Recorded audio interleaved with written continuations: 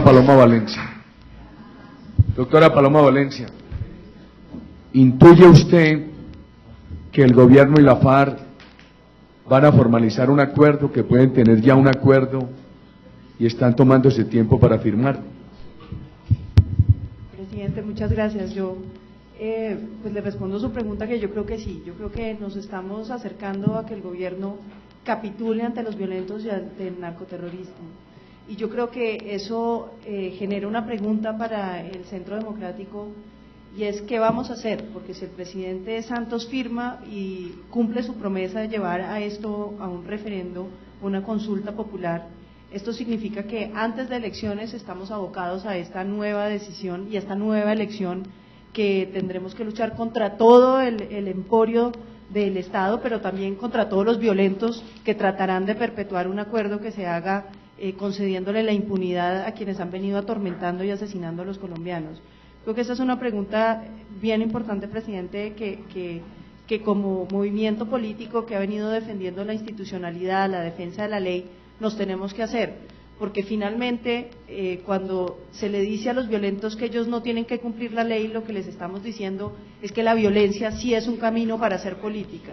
Y esa es la manera de perpetuar la violencia en el país, es la manera de alejar la paz definitivamente, y yo temo que el gobierno ya tenga pactado un acuerdo de cualquier manera, que obviamente no significará la paz, porque la mayoría de los frentes, como lo han señalado ya muchos analistas, no hacen parte de esa negociación. El suroccidente se quedará por fuera y seguirá padeciendo los horrores del narcoterrorismo de las FARC.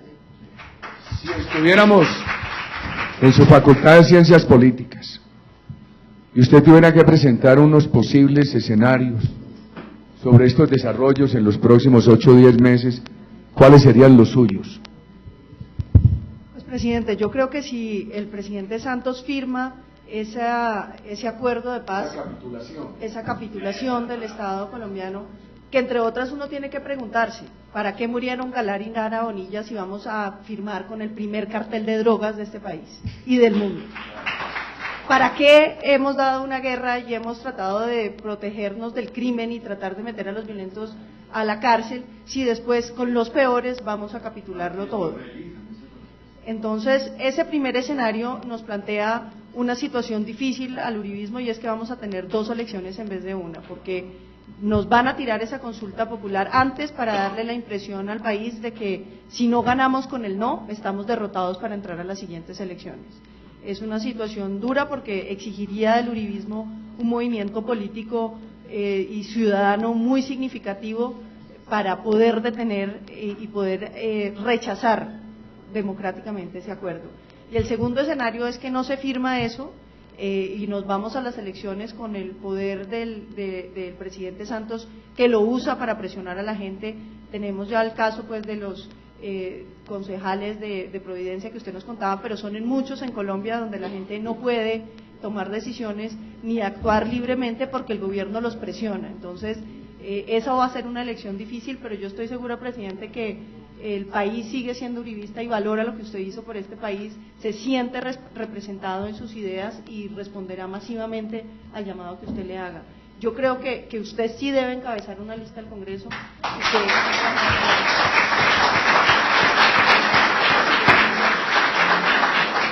y que desde ese Congreso usted tiene que terminar la obra de su gobierno, defender la seguridad democrática, pero además hacer la gran reforma política, que fue la segunda parte de su mandato. Usted lo eligieron los ciudadanos como yo, sin partidos, sin políticos, para que usted hiciera lo que estaba diciendo, y nos quedó debiendo esa reforma política, que creo que se le abre la oportunidad de hacerlo desde el legislativo y hacer una reforma a la justicia, a la educación y las reformas legislativas que este Congreso, por estar vendido a la mermelada del gobierno, no es capaz de hacer y que usted puede encabezar y liderar. Miremos esto. A ver, si nos preguntan, ¿ustedes quieren la paz? ¿Cómo va a votar uno que no? Y además, todos los que pretenden graduarme de enemigo de la paz, olvidarán que este país tuvo un camino hacia la paz efectiva durante 8 años. Yo creo que las cifras, el ánimo, lo que vivió el país, avalan esa afirmación que hago. Entonces, ¿qué problemas vemos ahora? Han descuidado la violencia en estos 3 años por dedicarse a hablar con el terrorismo. El gobierno no ha hecho el ejercicio de diálogo con los ciudadanos. Su interés ha sido el diálogo que da primeras renglones de la prensa internacional, que es el diálogo con el terrorismo. Hay una oferta de impunidad. La paz con impunidad es como la plata mala vida, no dura. Hay una oferta de elegibilidad de criminales. Si a uno le dicen, bueno, cumplamos la Constitución del 91 en el texto que tenía antes del Marco para la Paz, la elección, que se permita la elección de personas que han sido sediciosas, rebeldes simplemente. Uno dice, en aras de la paz aceptemos, pero es que la oferta es la elección del narcotraficante, la elección del extorsionista, la elección del secuestrador. Enseguida, yo veo un problema de ingresos enorme en 600 municipios cafeteros. En el arroz, en la palma africana, un problema enorme en el maíz, un problema enorme en el algodón. Empieza a haber muchos temores de una agudización del problema de la leche. ¿Qué le dijo el gobierno en el Congreso Nacional Cafetero a finales del año pasado a los cafeteros? No hay crisis cafetera. Y les dijo, produzcan más y quéjense menos. Pero cuando el gobierno vio que los cafeteros se estaban organizando y llamando a un paro, ahí sí corrió a Chinchiná a ofrecerles lo mismo. Y los colombianos son muy serios. Los colombianos emprenden y trabajan, y el campesino que le saca la vida a 2 cuadras de tierra con café, no lo van a transar con chistecitos.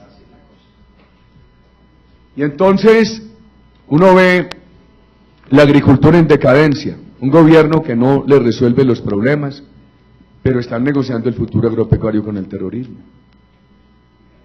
Ahora no les falta sino que van a negociar con el terrorismo la desindustrialización del país, cuando no le han prestado suficiente atención a los industriales. Y así sucesivamente. Esa es otra, yo no sé, doctora Paloma, ¿qué se habría dicho si el gobierno nuestro le hubiera ofrecido esa impunidad, esa elegibilidad a los paramilitares? O se hubiera propuesto negociar con ellos temas de la agenda nacional. O se atreverá el presidente Santos, así como pone el tema del agro en la mesa con el terrorismo, a negociar el futuro de la propiedad de los medios de comunicación, o el futuro de la propiedad del sector financiero. No se atrevería. La cabulla la rompen por la parte más delgada, por un sector agropecuario que lo tienen en decadencia. Asumamos que hacen un arreglo. Yo tengo varios escenarios. Si la FARC fuera consecuente con su pensamiento histórico, un arreglo le sería muy difícil al presidente Santos, porque les tendría que dar lo que cambiaría totalmente el modelo colombiano. Pero hoy puede darse otro fenómeno. Detrás de esto están el chavismo, el castrismo y los sectores radicales del Foro Sao Paulo, diciéndole a la FARC, aprovechen, es la única oportunidad. Santos les va a dar lo que ustedes necesitan, que es impunidad y elegibilidad. Y enseguida, con la ayuda de todos nosotros y la marcha patriótica, se toman el poder. Ya que no lo tomaron por las armas, beneficien ustedes, beneficiense de la impunidad y la elegibilidad.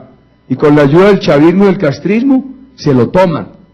Y ahí sí, a aplicar esos modelos que son modelos fracasados. Eso no se puede despreciar. Todo eso nos lleva a lo que dice la doctora Paloma, que el gobierno va a firmar cualquier cosa, y que la FARC va a decir, soy inconsecuente con mi discurso y firmo, porque aquí tengo unos beneficios de impunidad y de elegibilidad, y el siguiente paso es la toma del poder. Eso puede darse. Y esta semana, ¿cómo tapan las cosas? Asesinan los policías, los soldados, los secuestran, el carro bomba Caloto, los hostigamientos a tantos municipios, y después con 2 risitas, cuando nos dicen, no, el proceso va muy bien en Cuba, como que nos olvidamos de toda esa tragedia nacional. Paloma me va a ayudar a redactar una carta este fin de semana para mandársela a muchos mandatarios del mundo. Les vamos a preguntar a alguno, ¿usted negociaría con Al Qaeda? ¿Y por qué está tan interesado que aquí se negocie con el Al Qaeda, creo yo que es la FARC? Y que si usted estuviera negociando con Al Qaeda y le matan los policías, ¿usted seguiría con esa negociación? ¿Ustedes se imaginan el gobierno de Estados Unidos negociando con Al Qaeda? ¿Y ustedes se imaginan en el hipotético caso de que emprendan una negociación de esas, que Al Qaeda en el transcurso de la negociación asesine a unos policías americanos? ¿Qué pasaría? Entonces, ¿por qué quieren para nosotros lo que nunca aceptarían para ellos? Y divulguémoslo. Firman un acuerdo así. Lo primero que yo digo es, si están tan seguros que se van a poner de acuerdo, ¿por qué no dejan esa hipocresía? Y le dicen a Colombia que ya están de acuerdo y frenan los asesinatos. ¡Qué tristeza! Ellos abrazándose y diciendo que están de acuerdo. En ese intercambio sonrisas, pero aquí siguen asesinando a los policías y a los soldados, y siguen extorsionando a los colombianos. Una hipocresía sustentada en sangre. Y alguien ha llegado al gobierno diciendo que las reglas del juego autorizan a la guerrilla a asesinar policías. ¿De cuándo acá? Unas reglas de juego para unas negociaciones pueden legitimar el asesinato de los policías y de los soldados. Eso no puede ser. Presidente Santos, si usted ya está de acuerdo con la FARC, díganlo, y por lo menos ahórrenle al país nuevos derramamientos de sangre, por lo menos ahorren el asesinato de nuestros policías y de nuestros soldados, que viene el referéndum. Doctora Paloma, que nos desagreguen eso. Porque si lo van a incluir todo en un puntico, recuerden la Corte Constitucional cuando el referendo contra la politiquería y la corrupción de 2003, que obligó a que se votara por bloques. Ya que el pueblo colombiano pueda estudiar cuidadosamente cada punto. A mí me dicen, ¿usted por qué no se pronuncia sobre eso? Porque es que yo no quiero entrar ahora en la discusión mecánica del referendo de la constituyente. Yo estoy en una discusión previa. Es por qué negocian y al mismo tiempo asesinan policías y soldados. A mí me parece que lo más urgente es que se frene el asesinato de nuestros policías y soldados y se frene la criminalidad de los criminales. Pero hay que ir advirtiéndole al país los riesgos.